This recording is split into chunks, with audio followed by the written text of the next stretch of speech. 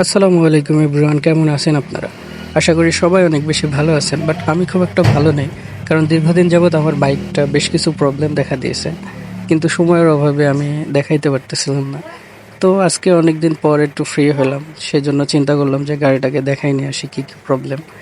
তো এই জন্য রওনা করে দিলাম। আর আমি কিন্তু একা যাচ্ছিলাম না গাইস, সাথে আমার ছোট ভাইও ছিল। মূলত ওই গাড়িটা ড্রাইভ করতেছিল এবং আমি পিছনে বসে বসে ভিডিও করতেছিলাম। এরপর আমরাও আমাদের ভিডিও করতেছিলাম এবং দুই ভাই অনেক বেশি দুষ্টামি করতেছিলাম। আমরা আসলে বরাবরই এমন করি, কোথাও গেলে আমি ম্যাক্সিমাম টাইমই ওকেই ড্রাইভ দেওয়ার চেষ্টা করি।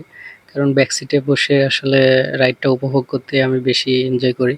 সেই জন্য খুব একটা ড্রাইভ করি না। এরপরও বলতেছিল ভাই পিছনের ক্যামেরা দিয়ে একটু ভিডিও করেন, তাই আমি পিছনের ক্যামেরা দিয়েও একটু ভিডিও করে নিই। তারপরেই কিন্তু চলে আসলাম খুব সুন্দর একটা জায়গায়, জায়গাটার নাম লালদুয়ার মাঠ। পার্সোনালি এই জায়গাটা আমার কাছে এত বেশি সুন্দর লাগে তা বলার মতো না। আই হোপ সবার কাছে এই জায়গাটা খুব বেশি সুন্দর লাগবে। আসলে এই টাইপ রাস্তা আমার কাছে সত্যিই অনেক বেশি জোশ লাগে, দুই পাশে গাছ এবং মাঝখান দিয়ে রাস্তা। তাই এই জন্য আমিও একটু ভিডিও করে নিচ্ছিলাম জায়গাটার। অ্যান্ড এই প্লেসটা সত্যিই আমার কাছে অনেক বেশি জোশ লাগে। দুই পাশে শুধু ফসল আর ফসল, যেই দিকে চোখ যায় শুধু সবুজ আর সবুজ। সত্যি চোখ জুড়িয়ে যাওয়ার মতো একটা দৃশ্য। এরপরেই কিন্তু আমরা হাইওয়েতে উঠে পড়লাম অ্যান্ড কিছুক্ষণ পরেই পৌঁছে গেলাম কাঙ্ক্ষিত সুজুকি শোরুমে।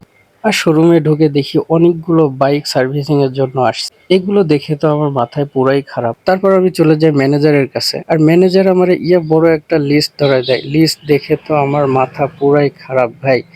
এতগুলো জিনিস নষ্ট হয়েছে, এতগুলো জিনিস চেঞ্জ করতে হবে, এগুলো ভাবতেই আমার কেমন লাগতেছিল। আর আমি তার সাথে ডিসকাস করতেছিলাম কোনো কিছু কমানো যায় কিনা। এরপরেই কিন্তু আমার বাইক র্যাম্পে ওঠানো হয় এবং আমি বলে দিচ্ছিলাম বাইকের প্রবলেম কোথায় কোথায় আছে। তারপরেই কিন্তু ওরা ওদের মতো কাজ শুরু করে দিল। গাড়ির সমস্ত পার্টস খুলে ওরা দেখতেছিল কোথায় কোথায় প্রবলেম আছে এবং ঠিক করতেছিল। এবং এত বেশি সময় লাগতেছিল যে আমরা দুপুরে অনেক বেশি ক্ষুধার্ত হয়ে গেছিলাম। সেজন্য আমি রাসিবকে বললাম কিছু খাবার কিনে নিয়ে আয়, এবং আমরা দুই ভাই বসে বসে খাচ্ছিলাম। অলমোস্ট 4 ঘন্টা সময় লেগে যায় বাইক ঠিক করতে করতে, এবং ফাইনালি আমাদের গাড়ির কাজ শেষ হয়। তারপরে কিন্তু সমস্ত কিছু শেষ করে আমরা চলে যাই।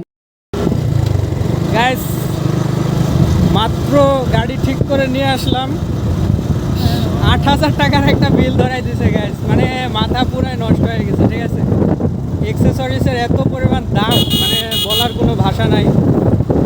তো সব কিছু ঠিক করার পর মোটামুটি স্মুথনেস আসছে, বাকিটা দেখা যাক।